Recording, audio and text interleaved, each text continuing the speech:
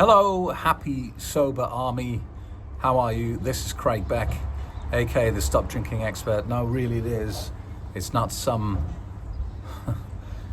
homeless version of him. And I apologize and acknowledge that this is the worst you've ever seen me look. And I do know it looks like I've been hit by a truck.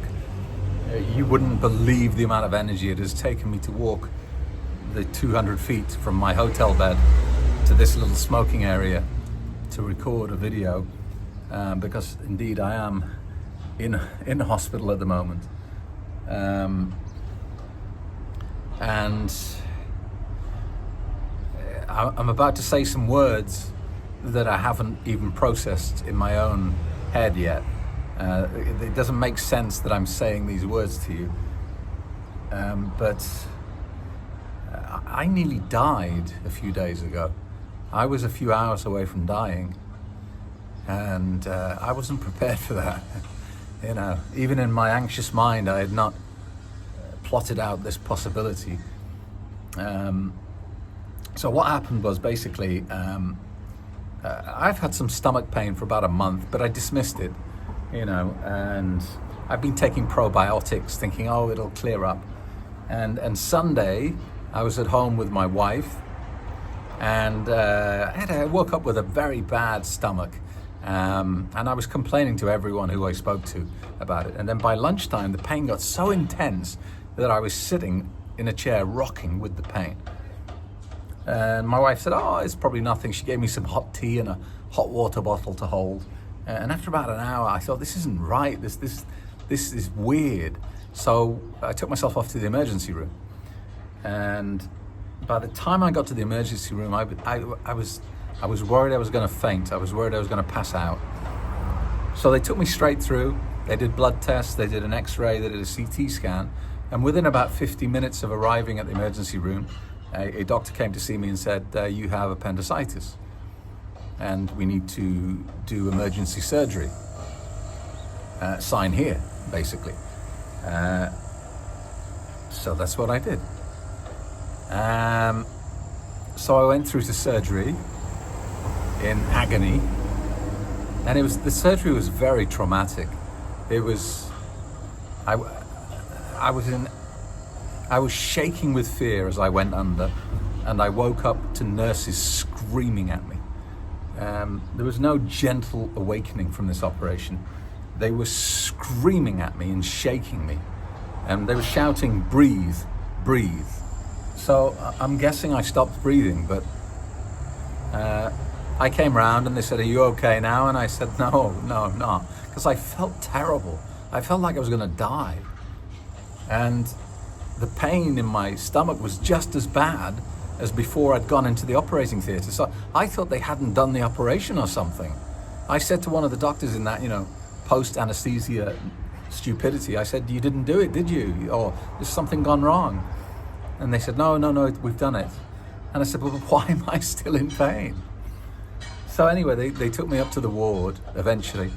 The surgery was 2.5 hours. I Googled it. An appendectomy takes an hour maximum, 40 minutes usually, an hour. For some reason, I don't know why, nobody's explained to me. I was in there for 2.5 hours.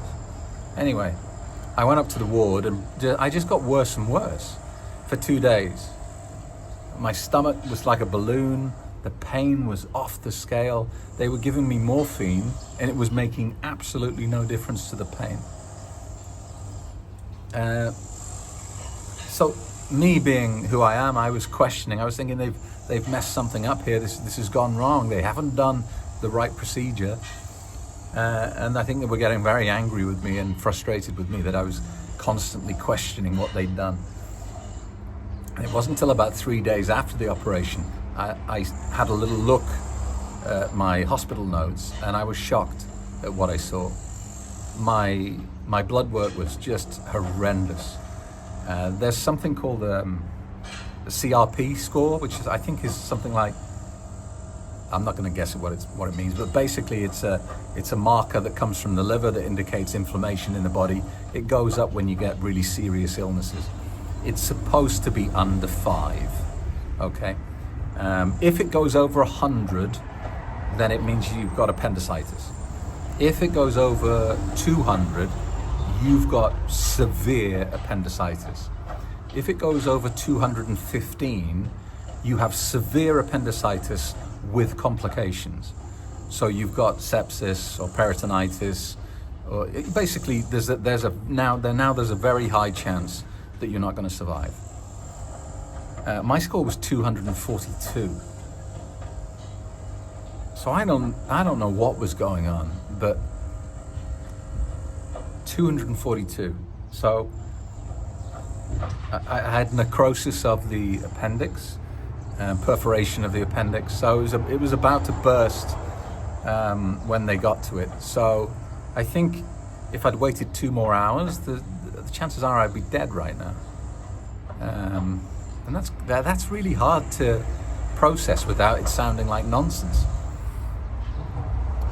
Anyway, so that's why I look so terrible. That's why I've not been posting and replying to your comments. But I wanted to make a video today because I wanted to share something with you. I was in a ward, but there was only 2 beds in the ward. And my ward mate was a guy called Antonis. And we got very close over the last week. He was in a lot of pain. He's dying of cancer. And he's a heavy drinker, or was a heavy drinker. More than that, he produces alcohol. He's a big businessman here in Cyprus. He makes the local spirit called Zivania. So ouzo is the national drink of Greece. It tastes like licorice. Zivania is the national drink of Cyprus. And it's like moonshine. It's like 50% strength. It's made from the skins of grapes. It tastes absolutely revolting. But the locals, they swear by it. They say it cures cancer. They say it cures flu. They say it cures everything. And he's been making that all his life. And obviously drinking a lot of his stock. And he was about 60 years old. And his body is just completely ravaged by cancer now. They took his prostate out. Your PSA score, which is a blood test for markers of prostate cancer, should be under 4. And guys, if you're over 40, you should be getting a PSA at least once a year. Your PSA should be under 4. Antonis's was 20. So they removed his prostate. And for a few months, that was fine. He went down to 0.5 on the PSA scale. But then after a few months, it started to creep back up. And right now, it's at 76. It's basically spread. His liver is shot. His kidneys are failing. And I was sharing a room with a guy who knew he was dying. And every night, his family would come. And it was heartbreaking because they'd all just sit crying. His grown-up son would sit stroking his dad's head, crying. And his dad would be lying on the bed, crying. And everyone in the room knew that they were witnessing this man who had been the rock to their family in his final days, And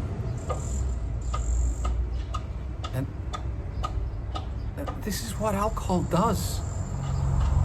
And I just wanted to make this video because I wanted to say to you that in your weaker moments, and even I get these sometimes. When you're sitting on a flight and you're in business class and you see everyone getting a free glass of champagne and you think, I feel like I'm being cheated here. I feel like I'm not getting the value that they're getting. Or where you're at a wedding and everyone's getting merry and being silly. And you see that little voice, don't you, that says, go on, you could probably just have one. And sometimes you have to wrestle with that. Because the reality of alcohol is withheld from us. And it's the epitome of alcohol. All the apparent benefits are in the short term. All the really negative things are in the long term. And that would be fine if the scales were balanced. If the good stuff was balanced equally with the bad stuff. But as we know with alcohol, the bad stuff is like 10x, 100x the good stuff. You drink alcohol because you feel anxious. And because alcohol is a central nervous depressant, drug, for about 20 minutes it takes your anxiety away. But then the next day it brings you back the same anxiety times 10.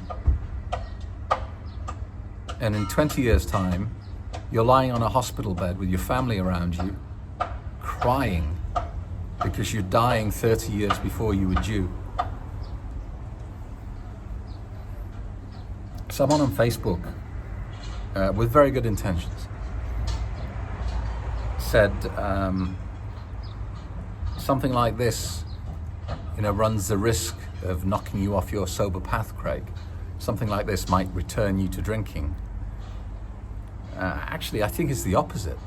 Something like this has made me realize the fragility, the vulnerability of life, and also just how evil that drug is.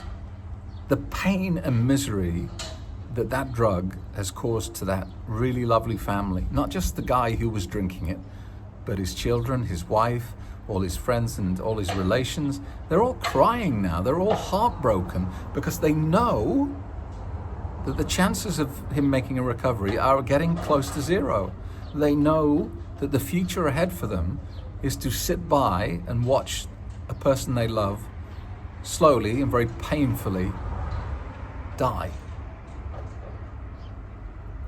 And I tell you, if you're thinking of picking up a glass of alcohol, I wish I could play you the screams of that man as they put his catheter back in because it had fallen out. The absolute screams coming out of him.